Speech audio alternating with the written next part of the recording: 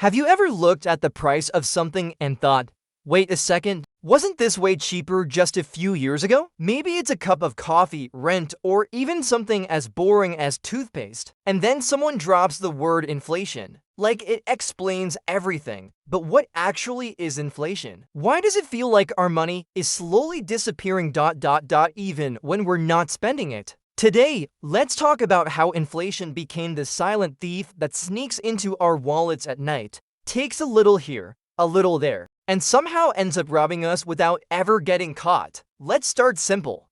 Imagine you have $100. You stuff it under your mattress because you're feeling responsible and maybe a little old-fashioned. A year later, you pull it out, still crisp, still clean, still $100. Great, right? But then you go to buy the exact same groceries you used to get with those $100, and now it costs $110. What happened? Well, your money didn't shrink. The numbers didn't change.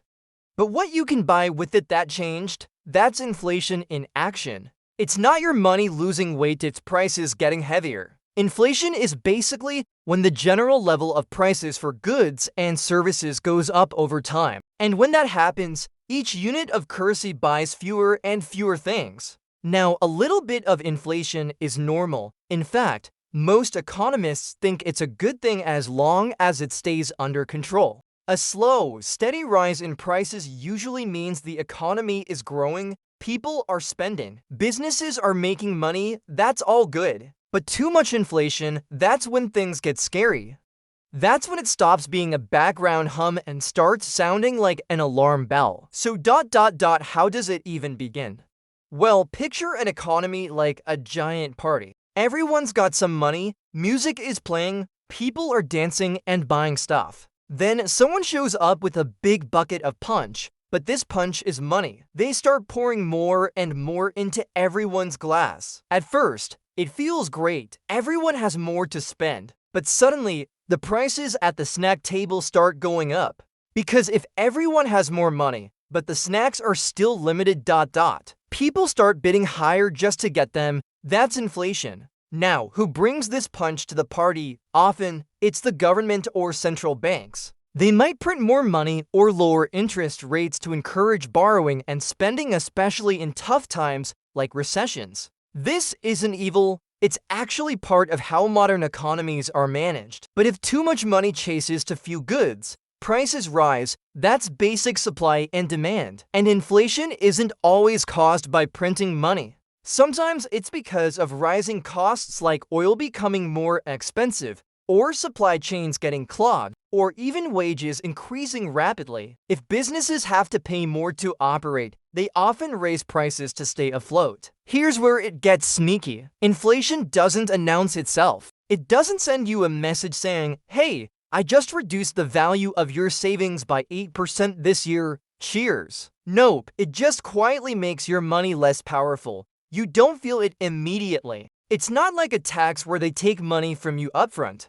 Instead, inflation steals slowly, silently in the background. That's why it's called the silent thief. It's especially cruel to savers. If you've been setting aside money for years, maybe for retirement or a future plan, inflation can erode that effort. Imagine saving for 10 years, only to find out that your money buys way less than you expected. Ouch. Let's put some numbers on it. If inflation runs at 3% per year, and your savings aren't earning at least 3%, you're actually losing money, even if the number in your bank account stays the same. It's like running on a treadmill that's slowly speeding up. You're moving, but you're not going anywhere. So what does this mean for everyday people? Well, for starters, it explains why things feel more expensive even if your salary doesn't go down. In fact, if your salary doesn't increase at least as much as inflation, you're effectively earning less over time. And for people living on fixed incomes,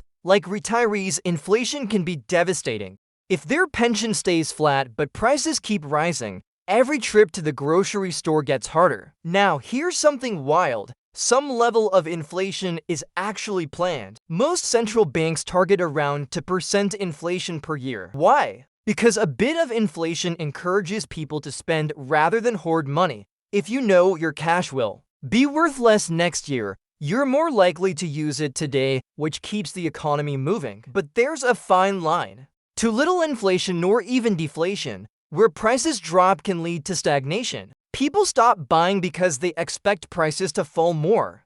Businesses make less money, they cut wages or jobs. That's bad.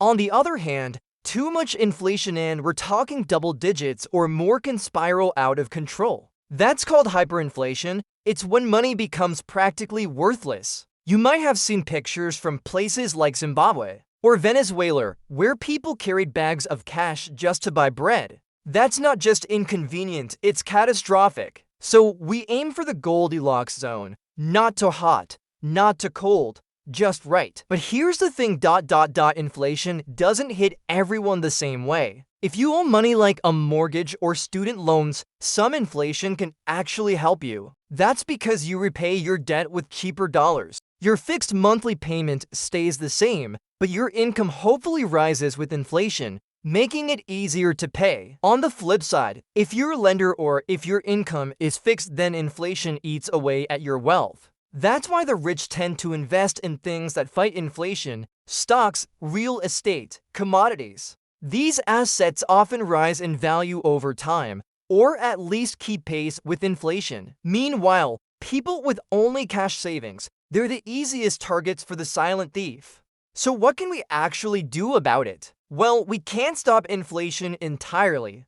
It's part of how economies work, but we can outsmart it. Step 1. Don't just save, invest. Whether it's stocks, index funds, or even real estate, putting your money in something that grows over time helps protect it from being quietly eroded. Step 2. Keep an eye on interest rates and inflation rates.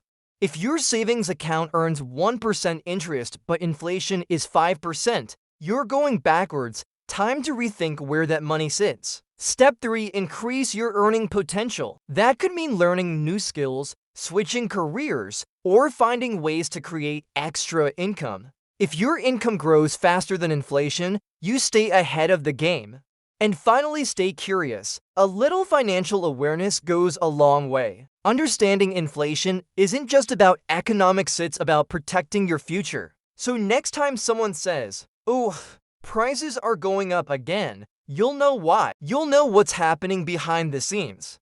And more importantly, you'll know what to do about it. Because while inflation is a silent thief, knowledge, that's your alarm system. Because while inflation is a silent thief, knowledge, that's your alarm system.